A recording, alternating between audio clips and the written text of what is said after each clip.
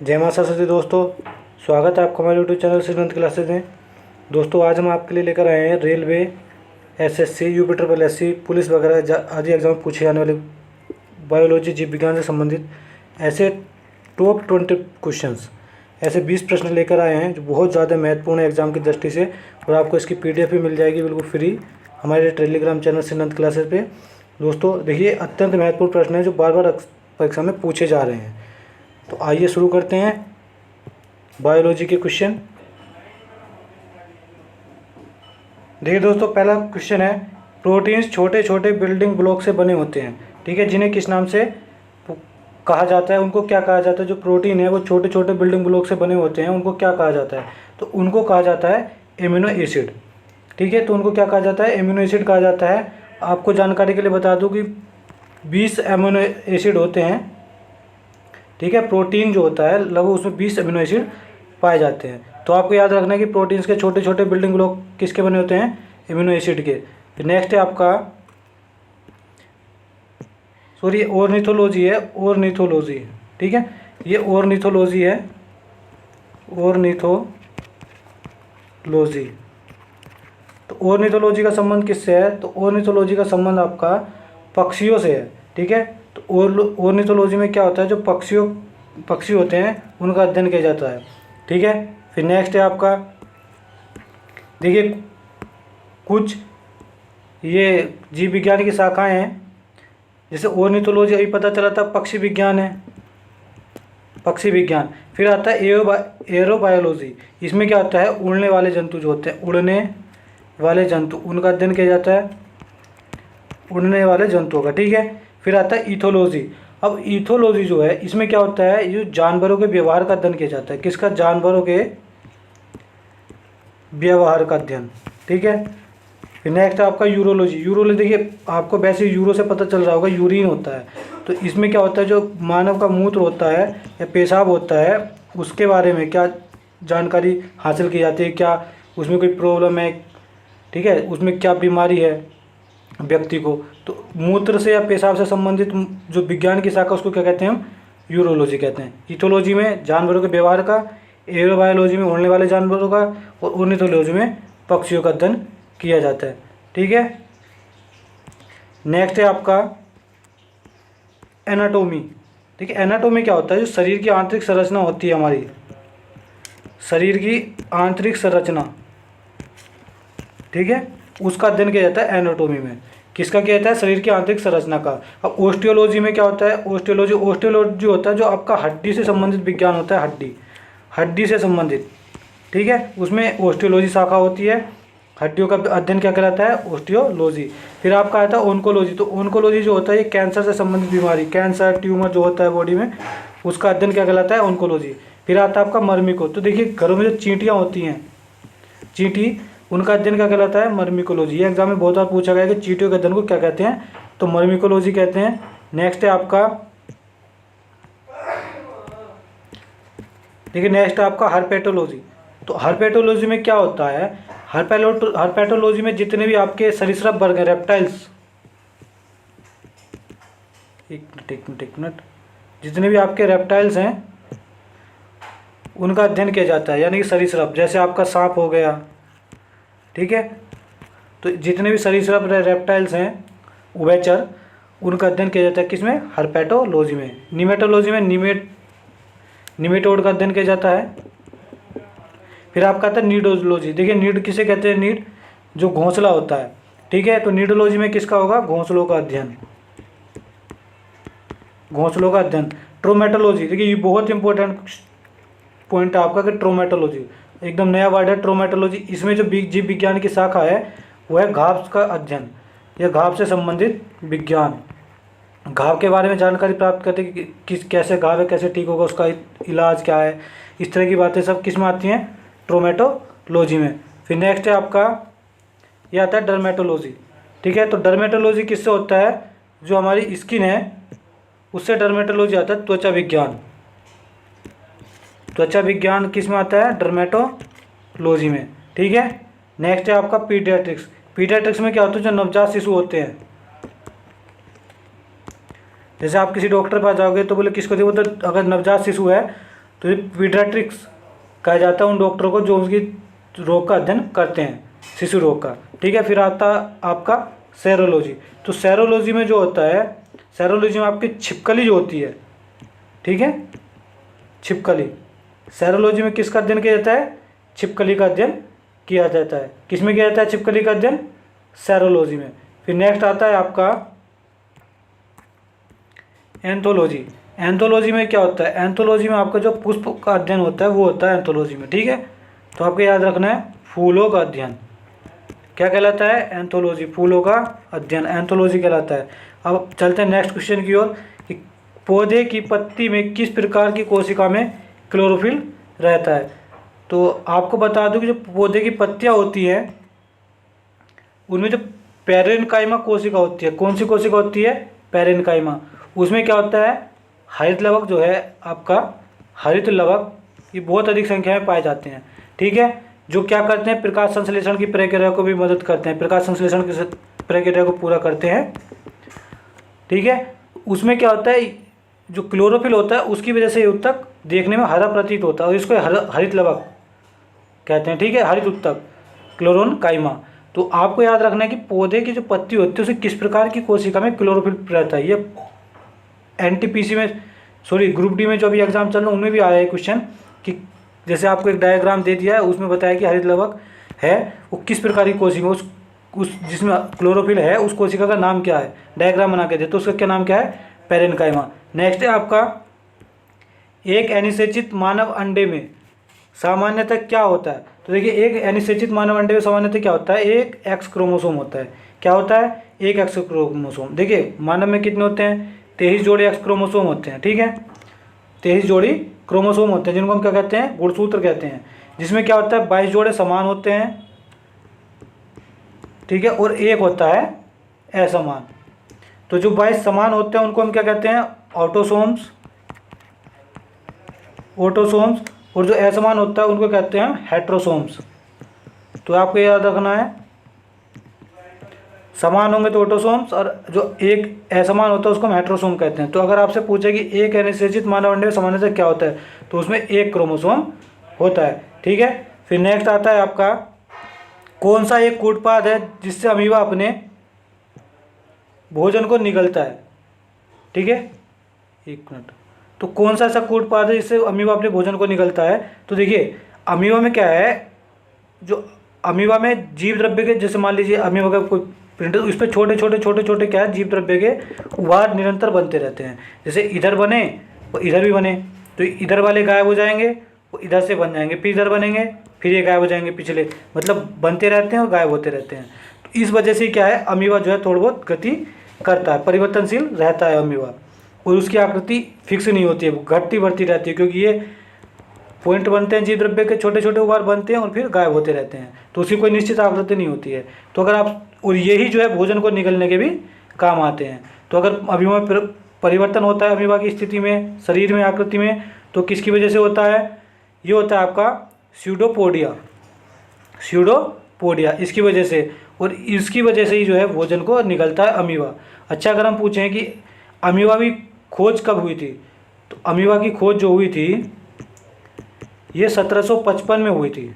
ठीक है, 1755 में किसने की थी? रसेल वान नोसेनहाफ। रसेल वान रोजेनहाफ, ठीक है, इन्होंने इसकी खोज की थी। आइए चलते हैं नेक्स्ट क्वेश्चन की तरफ। ठीक है, नेक्स्ट क्वेश्चन क्या है हमारा कि एक कीट की रक्त शर्करा क्या कहलाती है? तो कीटों की जो रक्त शर्करा होती है वो क्या कहलाती है, हमको बताना है। ठीक है, तो कीटों की जो रक्त शर्करा होती है वो ट्राइहालोज कहलाती है। क्या कहलाती है? ट्राइहालोज। ये एक डाइसैकराइड है, एक डाइसैकराइड शर्करा है, ट्राइहालोज। ठीक है, नेक्स्ट आते हैं आपका, अधिकांश कीट किस प्रकार सांस लेते हैं? देखिए, अधिकांश कीट किस प्रकार सांस लेते हैं? आपको ऑप्शन है त्वचा के द्वारा, फेफड़ों के द्वारा, गलफड़े के द्वारा या ट्रेकिया प्रणाली से। तो आपको बताना है कि जो अधिकांश जीव हैं वो किस प्रकार सांस लेते हैं। तो जीव जो है, अधिकांश कीट, सॉरी जीव नहीं, कीट, अधिकांश कीट जो है किस प्रकार सांस लेते हैं? तो जो ट्रैकिया प्रणाली होती है इससे अधिकांश जीव सांस लेते हैं। इनमें देखिए क्या होता है, कीटों में फेफड़े नहीं होते हैं, लंग्स नहीं होते हैं कीटों में। ठीक है, इनकी जो बॉडी होती है उसके अंदर छोटी छोटी गैस की कोशिकाएं होती हैं और इसी के द्वारा ये श्वसन करते हैं। इसमें गैसों के आदान प्रदान के द्वारा जो गैसें चलती हैं श्वास नलिका तैरते हैं इनकी तरल बॉडी में, तो उसी के द्वारा ये श्वसन करते हैं। तो उस प्रणाली को क्या कहते हैं? ट्रैकिया प्रणाली। नेक्स्ट है आपका कि एक ही समय दोनों तरफ कौन देख सकता है। देखिए बहुत ही अच्छा क्वेश्चन है। एक ऐसे जीव की आपको पहचान करनी है कि जो एक ही समय में दोनों तरफ देख सकता है। जैसे मान लीजिए इसकी कोई जीव है, उसकी दो आंखें हैं, तो इधर भी देख सकता है एक बार में और इधर भी देख सकता है। ठीक है, तो जैसे गिरगिट हो गया, सांप हो गया, छिपकली या कछुआ। तो इनमें कौन सा ऐसा है जो एक ही समय में दो जगह देख सकता है, दोनों तरफ देख सकता है? तो ये गिरगिट एक ऐसा जीव है जो एक ही समय में दोनों तरफ देख सकता है। ठीक है, फिर नेक्स्ट अगर आपका पूछता है तो नेक्स्ट आता है आपका हमारे पेट में पाचक रस में मुख्य रूप से क्या होता है। तो देखिए हमारे पेट में पाचक रस जो होता है जिससे हमारा भोजन पचता है उसमें मुख्य रूप से क्या होता है? उसमें मुख्य रूप से होता है HCl यानी कि हाइड्रोक्लोरिक अम्ल। ठीक है, कौन सा अम्ल होता है हमारे पाचक रस में? तो अगर आपसे पाचक रस में पूछता है तो कौन सा होता है? हाइड्रोक्लोरिक अम्ल। गंधक अम्ल नहीं होता है, नाइट्रिक अम्ल नहीं होता है, एसिटिक एसिड भी नहीं होता है। कौन सा होता है? HCl। और HCl को हम क्या कहते हैं? Hydrochloric acid. ठीक है, फिर नेक्स्ट है आपका 10 नंबर का कि टाइलिन एंजाइम कहाँ पाया जाता है। देखिए टाइलिन एंजाइम बहुत ही ज़्यादा लगभग बहुत एग्जाम में ये पूछा जाता है कि टाइलिन एंजाइम कहाँ पाया जाता है। तो देखिए कहाँ पाया जाता है? आग के रस में नहीं पाया जाता, जठर रस में नहीं पाया जाता है। ठीक है, और इनमें से कोई नहीं, और एक है लार में। तो आपका जो टाइलिन एंजाइम है, टाइलिन एंजाइम कहाँ पे पाया जाता है? लार में पाया जाता है। कहाँ पाया जाता है टाइलिन एंजाइम? लार में। ठीक है, अब नेक्स्ट है आपका सामान्य व्यक्ति में रक्त के प्रति 100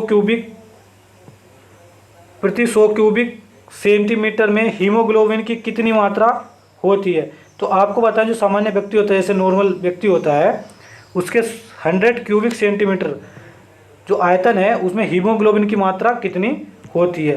तो देखिए बहुत ही इंपॉर्टेंट क्वेश्चन है, बहुत ही महत्वपूर्ण क्वेश्चन। आपको ये डाटा जरूर याद रखना होगा कि जो मात्रा होती है 14 से 15 साढ़े 15 ग्राम के आसपास होती है। कितने में? 100 क्यूबिक सेंटीमीटर जो उसका है आयतन, उसमें कितनी होती है? 14 से 15.6 ग्राम के आसपास हीमोग्लोबिन की मात्रा होती है। अच्छा, हीमोग्लोबिन में क्या होता है? हीमोग्लोबिन में देखिए हीमोग्लोबिन क्या है? हीमोग्लोबिन दो चीज़ों से मिलकर बना है, हीमो और ग्लोबिन। ठीक है, तो ग्लोबिन क्या है? ये प्रोटीन है। और आपसे पूछे कि हीमो क्या है, तो एक रंजक है यानी कि रंग, एक तरह से कह देते हैं जिससे किसी वस्तु में किसी द्रव्य में रंग होता है, उसको हम क्या कहते हैं?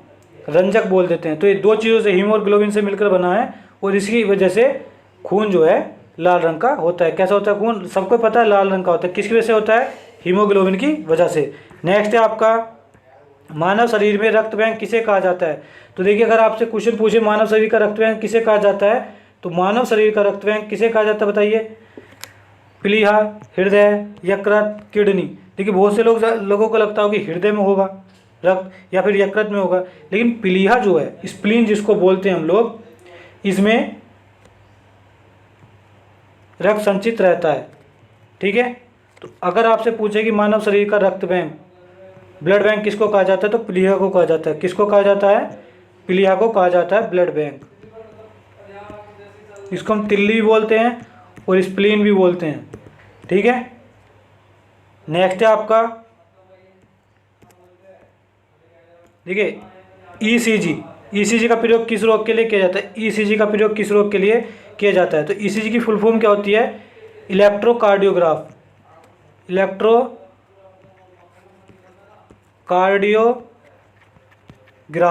या फिर इलेक्ट्रोकार्डियोग्राम इसे होती है। ठीक है, इलेक्ट्रोकार्डियोग्राम होती है। तो इसका जो प्रयोग किया जाता है किस लिए किया जाता है, किस वजह से किया जाता है? देखिए ऑप्शन पे निगाह डालते हैं एक बार। हृदय की कमजोरी, गुर्दे की खराबी, मस्तिष्क की बीमारी या पेट की बीमारी। देखिए अगर हृदय की कमजोरी होती है यानी कि हृदय में कोई प्रॉब्लम आ जाती है, सही से काम नहीं करता है हृदय, तो उसकी जांच की जाती है किसके द्वारा? ईसीजी के द्वारा। और ईसीजी की फुल फॉर्म भी आपसे कई बार पूछ सकता है, एग्जाम में पूछी भी गई है कि ईसीजी की फुल फॉर्म क्या होती है। तो ईसीजी की फुल फॉर्म क्या होती है? Electrocardiograph, electrocardiogram. और इसे किस रोग की जांच की जाती है?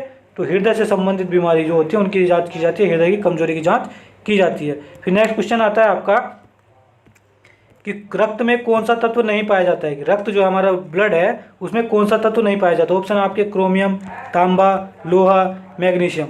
देखिए हीमोग्लोबिन में लोहा पाया जाता है। अब हमको 4 ऑप्शन दिए और पूछ रहा है कौन सा तत्व रक्त में नहीं पाया जाता है, ब्लड में नहीं पाया जाता है। तो देखिए जो क्रोमियम है, क्रोमियम रक्त में नहीं पाया जाता, हमारे ब्लड में क्रोमियम नहीं होता है। तांबा होता है, मैग्नीशियम होता है और लोहा होता है। नेक्स्ट है आपका निम्नलिखित से कौन सा कार्य कर रहे हो जो जिसमें ये थोड़ा सा गलत टाइप हो गया है, जिसमें ऊर्जा उत्पन्न होती है। ठीक है, ऊर्जा उत्पन्न होती है प्रस्वेदन, अंतःशोषण, प्रकाश संश्लेषण या फिर ये आपका एक श्वसन। देखिए बहुत से लोगों को लगता होगा कि प्रकाश संश्लेषण में ऊर्जा उत्पन्न होती है, सही बात है, लेकिन ये पौधों में होती है। ठीक है, जो जीवों में, यहाँ पे आएगा आपका जीवों में ऊर्जा उत्पन्न होती है। तो जीवों में जो ऊर्जा उत्पन्न होती है वो श्वसन के द्वारा होती है। ठीक है, वो श्वसन के द्वारा होती है। जब ग्लूकोज और कार्बन डाइऑक्साइड मिलती है और जल के अणु, जैसे ग्लूकोज होता है आपका, ठीक है, ग्लूकोज, तो ये किस किस में टूट जाता है? ये कार्बन डाइऑक्साइड, CO2, जल और ऊर्जा, उसमें टूट जाता है। तो इससे क्या होता है, हमारे शरीर को श्वसन करने से क्या होता है, ऊर्जा मिलती है। देखिए अगर व्यक्ति सांस नहीं लेगा तो उसे एनर्जी नहीं मिलेगी, दम घुट जाएगा और मर जाएगा।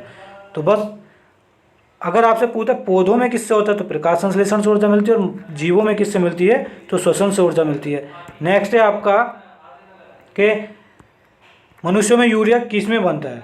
देखिए अब बहुत ही इंपॉर्टेंट और बहुत ही अच्छा क्वेश्चन है कि मनुष्यों में यूरिया किस में बनता है। आपको ऑप्शन दे दिए प्लीहा में, मूत्रवाहिनी में, यकृत में या वृक्क में। देखिए अब प्लीहा भी पता था क्या कहलाता है, प्लीहा ब्लड बैंक कहलाता है। ठीक है, मूत्रवाहिनी बहुत से लोगों को लग रहा होगा कि जो यूरिया होता है हमारे मूत्र में पाया जाता है तो मूत्रवाहिनी में बनता है, लेकिन नहीं, ना ही वो किडनी में बनता है। तो तीनों ऑप्शन आपके गलत हो गए, नहीं प्लीहा में, ना ही मूत्रवाहिनी में, ना ही वृक्क में। तो इसका राइट आंसर क्या होगा, यकृत में। किस में बनता है, हमारे बॉडी में जो मूत्र में यूरिया बनता है, जो मूत्र में यूरिया पाया जाता है, पेशाब में यूरिया पाया जाता है, वो किस में बनता है, यकृत के अंतर बनता है, ना कि प्लीहा में, मूत्रवाहिनी में नहीं और वृक्क में भी नहीं। किस में बनता है, ये बनता है आपका यकृत में। ठीक है, नेक्स्ट है आपका मनुष्य में कितने जोड़े स्पाइनल तंत्रिकाएं पाई जाती हैं। तो देखिए मनुष्य में कितने जोड़े स्पाइनल तंत्रिकाएं पाई जाती हैं, 30, 35, 40, 31।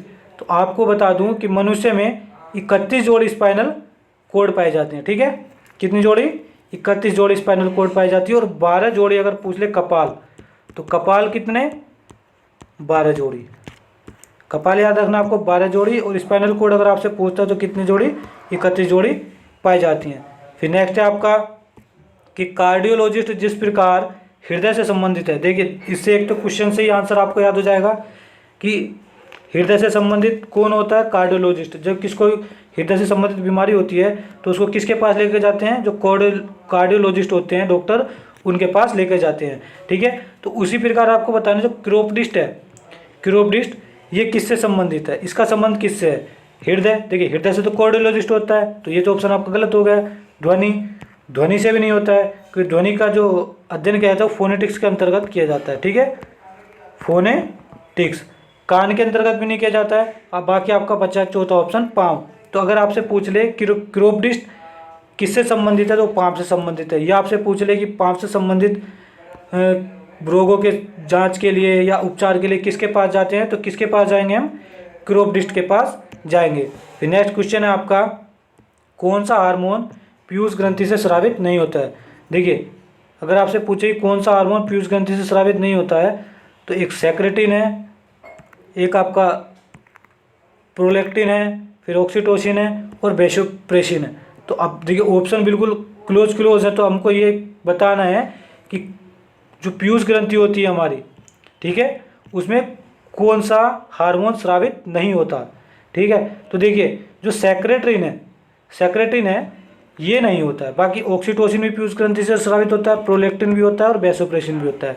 अच्छा, जो सेक्रेटिन है ये कहाँ पाया जाता है, जो हमारी आंत होती हैं, आंतों की ग्रंथियाँ होती हैं, ठीक है, ये उनमें पाया जाता है। और हमको क्या पूछा है कि पीयूष ग्रंथि में कौन स्रावित नहीं होता, तो बस आपका राइट आंसर क्या होगा, सेक्रेटिन। ये कहाँ पाया जाता है, आंतों की ग्रंथियों में पाया जाता है। लास्ट और नेक्स्ट क्वेश्चन है आपका, इंसुलिन हार्मोन हमारे शरीर में किस ग्रंथि द्वारा निर्मित होता है। तो आप बताएंगे इसका आंसर कि इंसुलिन हार्मोन हमारे शरीर में किस ग्रंथि द्वारा स्रावित होता है। ठीक है, बताइए अगर आपको इसका आंसर पता हो। देखिए आपको ऑप्शन दिया अप टू ग्रंथि, यकृत, और फिर आपका अधिवृक्क और आग्नाशय। तो इसका राइट आंसर होगा आपका आग्नाशय। आग्नाशय में क्या होता है, ये मानव शरीर की दूसरी सबसे बड़ी ग्रंथि है। ठीक है, सेकंड बड़ी ग्रंथि है, और इससे क्या होता है, इंसुलिन हार्मोन का स्राव होता है। तो दोस्तों आपके 20 जो टोटल 20 क्वेश्चन थे आपके पूरे हो चुके हैं। और ये क्वेश्चन कोई नॉर्मल क्वेश्चन नहीं है, एग्जाम बहुत बार पूछे जाते हैं। तो दोस्तों अगर आपको हमारी वीडियो अच्छी लगी हो तो प्लीज़ हमारे चैनल को सब्सक्राइब कर दीजिए, श्रीनंद क्लासेज को। और आपकी इसकी PDF, इस वीडियो की PDF आपको फ्री में मिलेगी हमें, तो आप वहाँ से जाकर PDF डाउनलोड कर सकते हैं। और कमेंट में बताइए कि आपको वीडियो कैसी लगी है। ठीक है, तैयारी कीजिए अच्छे से अपने एग्ज़ाम की। आपसे मिलते हैं फिर नेक्स्ट वीडियो में, तब तक के लिए जय हिंद।